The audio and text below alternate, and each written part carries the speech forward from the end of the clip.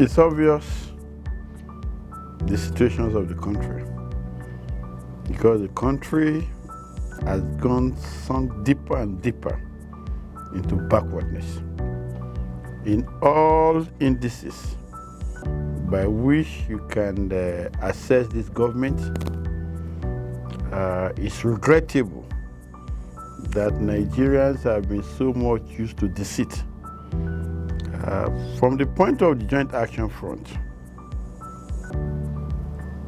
it's going to be worst, because in the run down to the 2015 presidential elections, we made that point at a media conference, I think around March 2015, that irrespective of which of those two parties win that election, as long as they are still sustained on the economic policies of privatization, of deregulations, of debt servicing, because these are policies of the World Bank, policies of the IMF, policies that in today's world is called neoliberalism, because the policies are about selfish interest. It's about private greed. It's about looting the resources of the country. It's not a policy that will in any way address the needs and aspirations of the majority of Nigeria. Insecurity is a function itself of the failure of a system. Why the insecurity? It's not about physical. So why do you have the penchant or the drive towards criminality? It is because you have a system, you see, that is directed at private greed. And that is why you discover that we're in deep crisis. You see, in the last 5-6 years, the budget is run on deficit.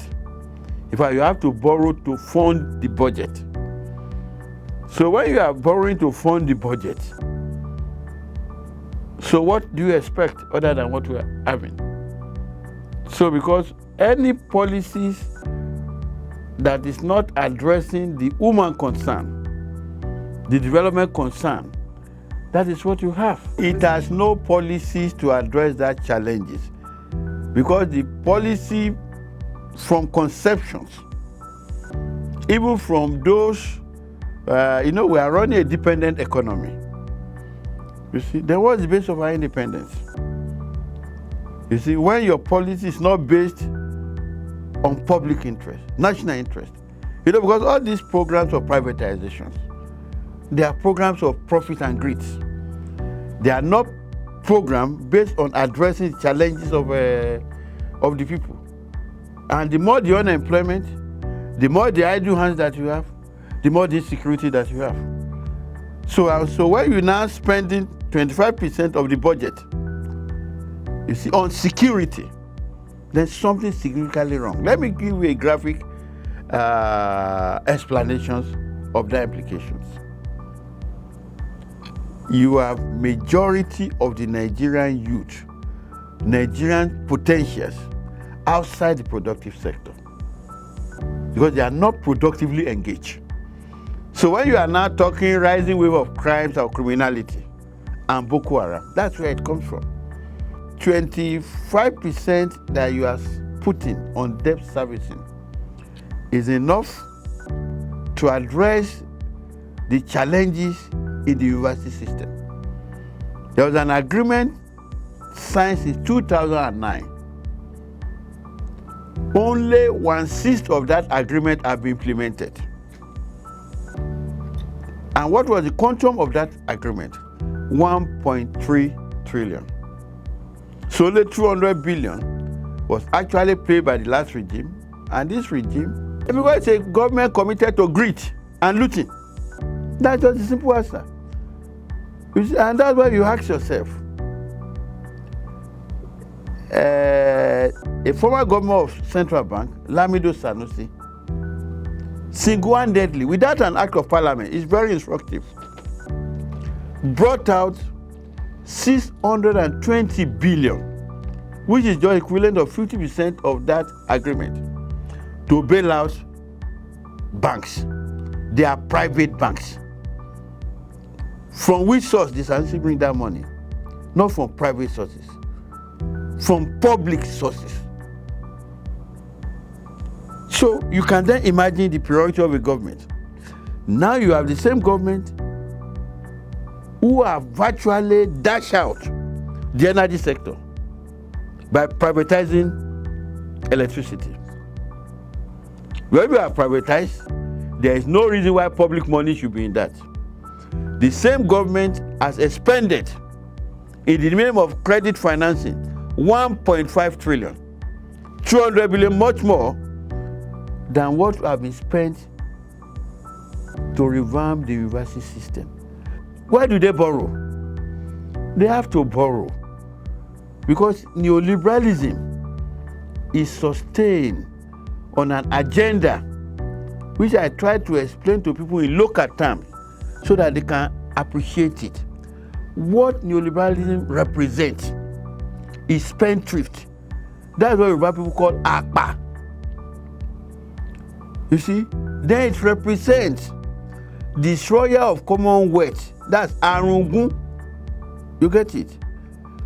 And accotilator, which invariably means that you sell out your patrimony. That's essentially that policy.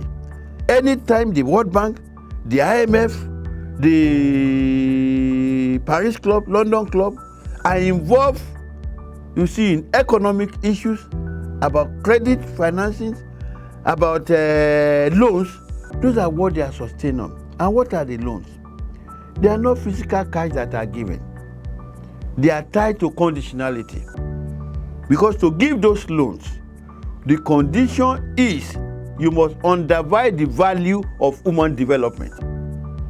Because profit is essential. So, and you can see how Nigeria has been driven to now. You are not even now servicing that loan. You are servicing interest. You get it? On that loan. So what Nigeria borrowed